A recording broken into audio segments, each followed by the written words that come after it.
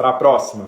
Uma pessoa bipolar pode ficar sem remédio? Não, não pode. Essa foi bem fácil, né? Não pode. Toda vez que você largar o remédio, você vai passar por episódio de humor. Existem algumas exceções muito raras, né, que nem vale a pena citar. Você não é essa exceção, toma o seu remédio, né? Essa exceção é tão exceção que não vale nem a pena a gente conversar sobre isso. A imensa maioria das pessoas precisa usar o medicamento todos os dias o resto da vida. E aí vai depender muito do quanto que é a resposta das pessoas aos medicamentos.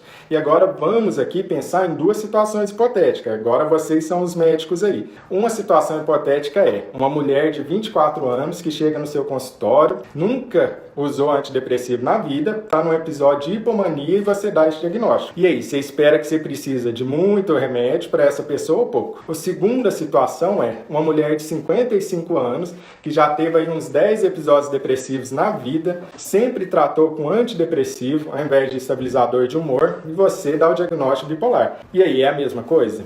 Obviamente não é a mesma coisa. Quando você está falando de bipolaridade, você está falando de um número infinito de situações que a gente não pode colocar no mesmo cesto. Quanto mais cedo, e isso a gente sabe, algo que está bem definido, o que é que define se o tratamento vai dar muito bom ou vai dar meia boca? O tempo de doença não tratada. Então vamos lá.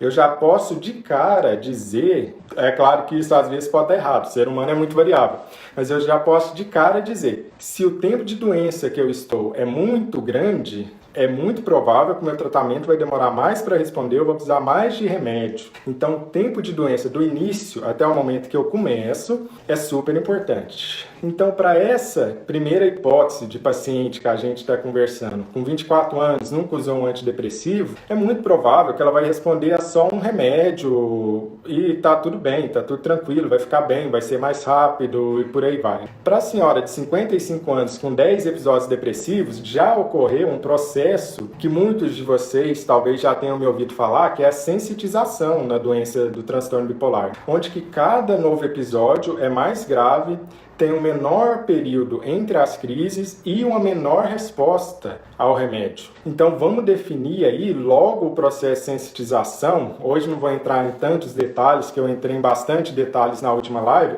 mas para quem não sabe ainda ou quem quer revisar, pensa nessas 3 características aí, Cada novo episódio de humor, seja depressão, seja mania ou hipomania, ele vem mais intenso, o período entre as crises diminui e ele responde menos ao tratamento. Por isso que eu preciso prevenir novos episódios depressivos. E coloco uma quarta característica, que muitas vezes está presente. Os episódios passam de provocados para espontâneo.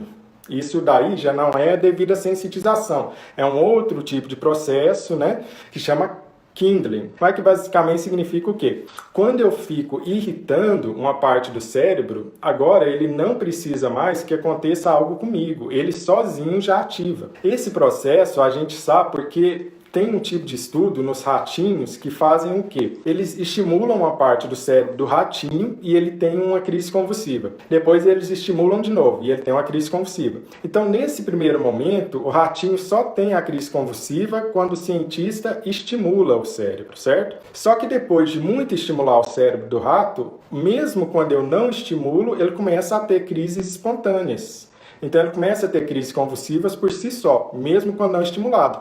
E é esse o processo que acontece na bipolaridade. Muitas vezes, os primeiros episódios depressivos ou de mania, a pessoa vai te contar uma causa clara, vai falar, eu divorciei, aconteceu um problema de saúde na minha família, estava com um problema financeiro e eu deprimi. Com o passar do tempo, mais pra frente, isso já não acontece mais. O episódio passa a ser espontâneo. A pessoa passa a te falar que foi do nada. Não. Tive uma depressão do nada, eu estava bem, de repente eu afundei e tudo.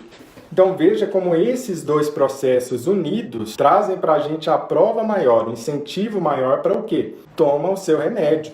Eu te garanto que os sintomas da bipolaridade e esses dois processos que eu estou explicando é muito pior do que qualquer coisa que o remédio pode trazer. Por isso que eu volto a falar para vocês, o conhecimento na bipolaridade salva, você tem que ter conhecimento. Se você toma remédio e não tem conhecimento de bipolaridade, você não vai ter um bom resultado, não.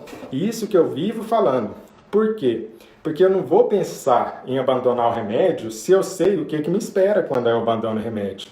Olha o conhecimento salvando. Porque eu sei que se eu abandonar o meu remédio, eu vou entrar nesse processo de sensitização, vou piorar os meus episódios. Eu sei que vai acontecer de eu divorciar, de perder emprego, de falir empresa e por aí vai. Muita gente reclama que remédio é caro. Remédio é caro mesmo e está ficando cada vez mais caro. E tratamento também é caro, né? Consultar com um bom psiquiatra é caro, né?